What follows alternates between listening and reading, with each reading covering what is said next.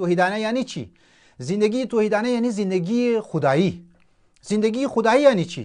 زندگی خدایی یعنی که دبن یک جمله ما میخوایم بگم امی زندگی خدایی را که بعد توضیحش میدم. زندگی خدایی یعنی که تمام وجودی از ما، اعضا و جواری از ما، دسته های از ما، چیمی از ما، فکری از ما، بدنی از ما، گوشای از ما، تمام گوشی پروردگار عالم جور شونه، دست از ما دستی پروردگار عالم جور شونه، چیمی از ما چیمی پروردگار عالم جور شونه و ما خدایی شونم. ما خود توحیدی امیر توحید زندگی توحیدانه امیر مگه. لذا عزیزان من برادران من شما توقین دزی شبها امام ها را که او دعاها را گفته و او مناجات را که گفته و او دعای جوشن کبیر که اسماء اعظم است او را گفته، تمام شی امو انسان را مبره به طرف زندگی توحید، زندگی که مو زندگی خدایی داشته باشی. یعنی زندگی دیگه معنی رو بگم که هر حرفی را که تو میزنی زنی من از این باید هوشیار مو باید باشی. هر حرفی را که مو میزنی، هر کلمه ای که ما میزنم، هر حرکتی که ما میزنم باید تمام شی باید خدایی باید باشه. باید ما مواظب باشم که ما جمله ادا مونم برای کی ادا مونم. ما حرف درو میزنم یک کلمه ای رسیار ریزه یک الف را که ما درو ادا مونم ما باید توجه داشته باشم که ما این کلمه را برای کی ادا مونم. بعض اوقات در دنیا ما میگن قانون مونن، اصول منن در دنیا میگن ملک ها قانون جور منن. علما میگه قرآن میگه قانون فقط قانون خدا، اصول فقط اصول پروردگار عالم. باید ما شما متوجه باشی که قانون های بشری در حالت تغییره، یک روز یک قانون مایا، یک روز یک قانون دیگه مایا.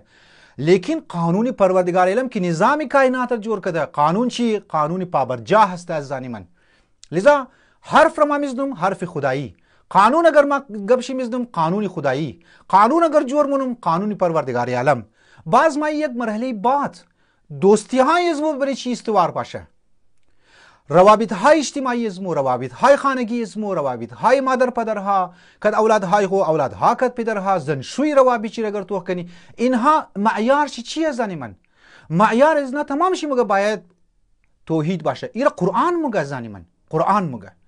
اگر همسر انتخاب منم توخ کنم که قرآن چی گفته درباره همسر، انتخاب همسر. اگر یک کسی میخواه شوهر انتخاب کنه باید تو کنه قرآن چی گفته، سیره معصومین علیهم السلام چی گفته، روایات چی گفته، آیات قرآنی درباره ازی چی گفته. ما باید او تر همسر انتخاب کنم. امی در گفتم دوست، متاسفانه دوستی های از مو امروز بر ازی استواره که مو شما توق منی بعض اوقات که دوستی فلان شخص ناراض نشنه، فلان شخص مرا فایده میده درو، ما از خاطر ازی دوستی باید کنم. بسیاری از مذهبیار انسان در زندگی خو مینگرنه از زانی من برادرانی من که دوستی های بر مفادات شخصی امو هوا و هوس خو مشغول هسته در مطابق همزو در دوستی همونه. لذا ایر نمگه توحید زندگی توحیدانه، ایر نمگه زندگی خدایی.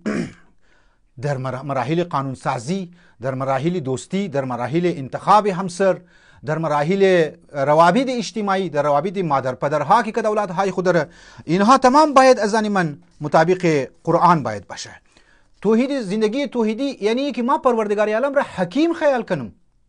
ما پروردگار عالم بگم صاحب حکیم حکمت داره، هر کاری را که پروردگار عالم انجام میده مطابق عقل انجام میده، مطابق منطق انجام میده.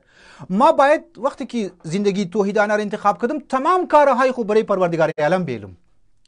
صلاحی این آگاه باشم که صلاحی از ما در ازیه که پروردگار عالم کارها را پیش مبره. بعض اوقات دبنه بسیاری از کارها از خدا شکوه مونی، از خدا گیله مونی از زانی من. اینا صحیح نیه. وقتی که انسان یک مثال میزنم تا زندگی توحیدانه را که انسان بگه که ما تمام کارهای برای خدا مونم درو، ما تحویل میدم کارهای خو، کارهای فردی خو، کارهای اجتماعی خو، کارهای سیاسی خو، کارهای گروهی خو، ما تحویل پروردگار عالم میدم و او حکیم است، او بهترانه. ما وظیفه انجام میدم، وظیفه خو که انجام دادم تمام دیگه نتایج از او کار برای پروردگار عالم ما میلم. مانندی مثلا مو تو در زندگی خو بعض اوقات گاڑی از مو خراب میشه، شما خو ماشاءالله زیاد گاڑی دارین، گاڑی شما که وقتی خراب شد مبرین گیر مکانیک، گیر مستری مبرین که درست کنه. اول مورین تو کدام مستری خوبه، یگو مکانیک بسیار زبردست که پیدا کردین گاڑی خو مبرین و مینگرنی نمولازه که گاڑیش مور پرزجات مونه ټوکره ټوکره مونه درو جاهایش کدی پیشکش و کد پلاس و کد دیگه چیزا درو واز مونه درو ازانی من برادرانی من و امی که واز کد گاڑیش مور شما اطمینان دارین شما ایگو مسئله ندارین که برای زو غور بزنین یا او خدا بهتر میدانه ازانی من برادرانی من امیتر اگر مو توخ کنی زندگی توحیدانه یعنی که گیر ایگو دکتر انسان موره خوب دکتر پیدا کد انسان را که دکتر پیدا کد موره برای نسخه زو برای دوایی زو نمگه دوایی که گولی اوردی زرده ای سرخه ای تلخه ای شیرینه نه زنی من بلکه این دوایی را بسیار با اطمینان دوایی را مخره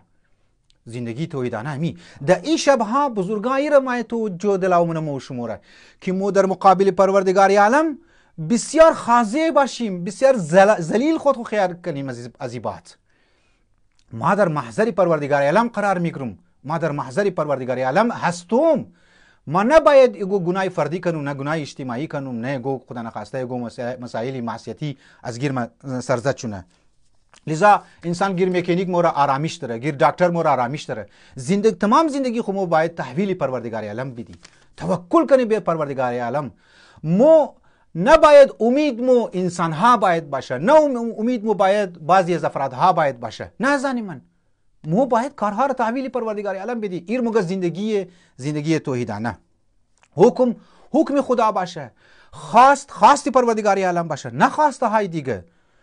مو وقتی که خدا را شناختیم از بعد میگیم که قانون پروردگار عالم است نه در مقابلی که توحیدی داخل تو زندگی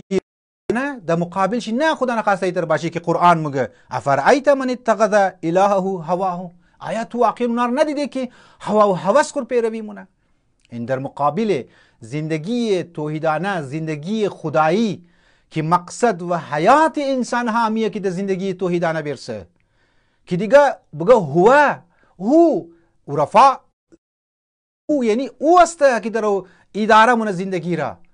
او است که پروردگار عالم است که مو شما را در رزق میده عزیزان من برادران من لیکن در مقابلش اگر میخوای زندگی توحیدانه نداشته باشی زندگی شیطان داشته باشی هوا و هوس داشته باشی مستاقی از این آیه قرار میگیری که افرایت من اتخذ الهه هواه سوره جاسیه آیه نمبر 23 مگه